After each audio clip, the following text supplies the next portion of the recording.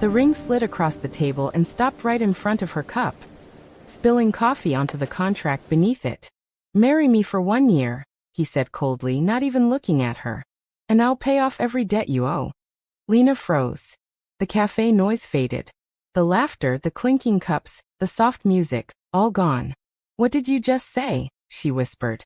Adrian Cole finally lifted his eyes. Dark, calm, untouchable. The kind of eyes that had never begged anyone for anything in their life.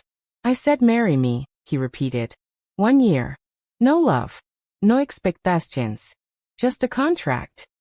Before this story goes any further, if you love emotional billionaire romance stories filled with sacrifice, kindness, and unexpected love, make sure you like this video and subscribe now, because what happens next will change everything.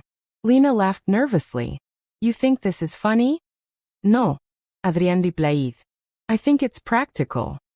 She pushed the ring back toward him. "I'm not for sale." He leaned back, completely unbothered. "Your landlord disagrees." Her breath caught. "You're 3 months behind," he continued calmly. "Your brother's medical bills are overdue, and the loan sharks you borrowed from last year are no longer patient." Her hands curled into fists. "You investigated me. I gather information before making decisions. Like this," she snapped. "Exactly like this." Lena stood up. "Find someone else." Find someone else. Adrian didn't move. "Sit down." I said. "They'll break his legs next," Adrian said quietly.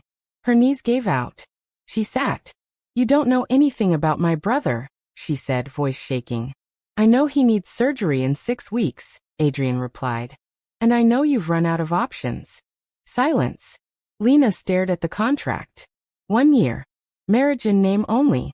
Public appearances. Separate rooms. No intimacy required. And a number at the bottom that made her dizzy. "You're disgusting," she whispered. "I'm honest," Adrian said. "There's a difference." She looked at him, tears burning. "Why me?" "Life," he answered simply. "For business. For inheritance." That made her laugh, sharp and broken. "Of course. My grandfather's will requires I be married for 1 year to retain control of the company," Adrian continued. "I don't have time for complications." "And you think I won't be one?" she asked. "I think," he said, meeting her gaze, "that you're strong enough to survive this." She signed. The wedding was small. Too small for a billionaire. Lena wore a borrowed dress. Adrian wore a tailored suit worth more than her car. They didn't kiss. The applause felt fake. That night, Adrian showed her the guest room. "You'll have everything you need," he said. "Except expectations." "Good," she replied. "I don't want any." Weeks passed. They played their roles perfectly. Photos, dinners, galas. Behind closed doors, silence. Until one night, Lena collapsed in the kitchen. Adrian caught her before she hit the floor. "You didn't eat again," he said sharply. "I've fine." "You're lying." She tried to pull away, but he didn't let go. "I don't need you policing me," she snapped. "I'm not," he said. "I'm concerned." That word lingered. Concerned. He started bringing her meals. Pretending it was for appearances. She started thanking him. Pretending it didn't matter. The first crack came when her brother was rushed to the hospital. Adrian didn't ask questions. He just drove. And when Lena broke down in the hallway, Adrian stayed. Not as a billionaire. As a man. That night, as Lena slept in the hospital chair, Adrian watched her and realized something terrifying. This was no longer just a contract. And when his grandfather smiled approvingly at them days later and said, "You chose well," Adrian felt guilt twist in his chest. Because he was starting to fall. And when Lena finally looked at him one evening and said, "You're not the monster I thought you were," Adrian knew he was already too deep. If this has pulled you in already, like and subscribe, because the next part is where everything begins to unravel. Adrian didn't respond to her right away. "You're not the monster I thought you were." The words echoed in his mind long after Lena had walked away to her room. He stood alone in the living room, staring at the city lights through the glass walls, realizing how dangerous that sentence was. Because monsters didn't feel this tightness in their chest. The next morning, the illusion cracked further. Adrian's assistant rushed into his office, pale. "Sir, the board has concerns." "About what?" "About your wife." Adrian's jaw tightened. "Be specific." "They think she's temporary." He laughed humorlessly. "They're not wrong." But the words tasted bitter. That night at dinner, Lena noticed the tension immediately. "You're quiet," she said. "Work." "Lie better," she replied softly. He looked at her, surprised. "You're getting bold." "I'm getting tired," she said. "This pretending, it's exhausting." "You agreed to it." "I agreed to survive," she corrected him. "Not to disappear." He had no answer. Days later, at a charity gala, everything went wrong. A woman approached Lena with a glass of wine and a smile that was far too sharp. "So you're the wife," she said. "Temporary, I hear." Lena stiffened. "Excuse me." "Oh, don't worry," the woman laughed. "We all know how these arrangements work." Adrian was across the room when he saw Lena's face crumble. He crossed the distance in seconds. "Is there a problem?" he asked coolly. The woman smirked. "Just admiring your arrangement." Adrian placed his hand firmly on Lena's back. "My wife is not an arrangement." Silence. Lena looked up at him, startled. The woman scoffed and walked away. Adrian didn't move his hand. Later that night, Lena confronted him. "You didn't have to do that." "Yes," he said quietly. "I did." "Why?" "Because it was wrong." She searched his face. "You're changing." "So are you." "No," she whispered.